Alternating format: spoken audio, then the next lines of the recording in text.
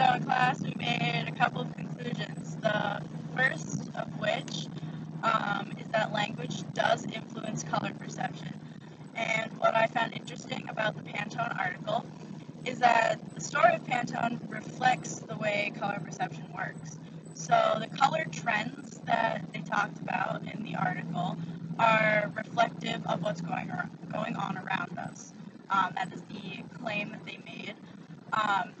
That translates to the fact that color in some language is based on color of nature.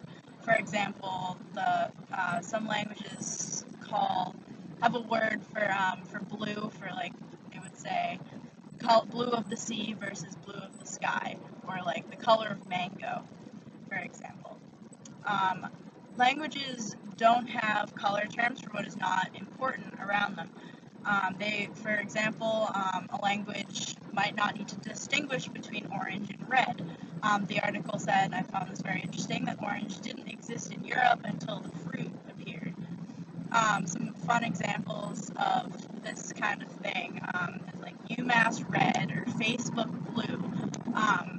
Since we don't have like different words for each of those, it's not exactly the same thing. We don't have separate words for the colors. But this is still representative of how color is perceived and how what's going on around us perceives color.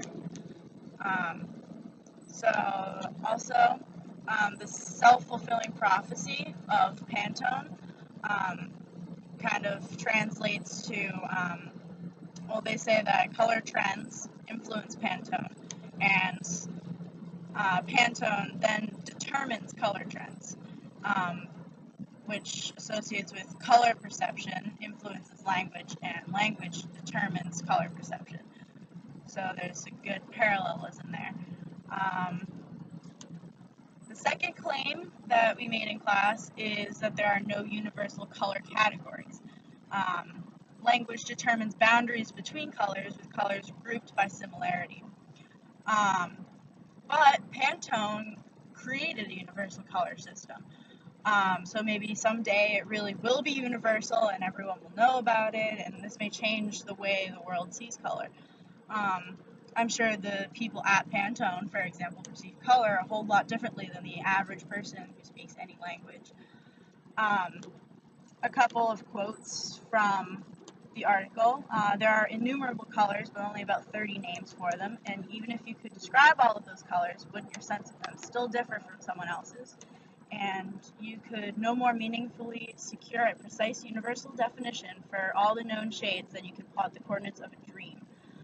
So Pantone kind of they actually like created the universal color system, so that rendered those statements like false, pretty much. There are universal reactions to color already. For example, number one, color represents certain ideas. For example, purple equals royalty, and that blue purple they talked about in the article represents like the mysteries of the universe and stuff like that. And second, color can elicit feelings. For example, the color red is good for a dining room color because it elicits feelings of hunger. It's more of an appetizing color. Not really sure how that works, but that's like a universal thing that's known somehow. Three, there's the word association test that you show a color of a light blue, and almost universally people refer to it as sky blue.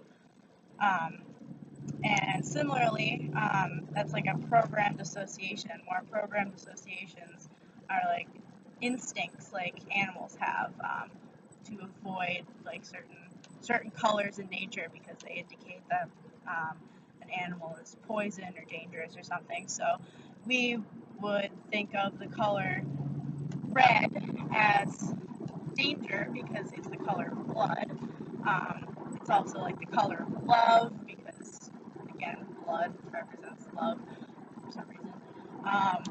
Green represents nature, so it's calming, and the yellow sun is energizing. So those colors are universal because the sun, the sky, and nature is around every human. So it's a universal reaction to those things. So I want to end with my opinion on the whole color perception thing. We mentioned in class that language determines color perception. I'm kind of uncomfortable with that. Um, the fact that it literally changes the way you see color, and that there's difficulty believing that because we all see color in the same human way. So I'm not sure how to feel about that. I kind of believe both sides. Um, we do all see color in the same human way, but I don't think that language determines color perception. Um, if I gave all normal seeing people in the world two swatches of the same shade of green, they would be able to tell me that they were different colors, whether they had words for the color or not. So I do say that language does influence how we categorize colors, how we react to them, and how quickly we can discriminate between them, etc. But I do not believe that it determines the way we see color as if, like the two swatches. If I gave you two greens, you'd be able to say that they're different colors. So there's that. Bye.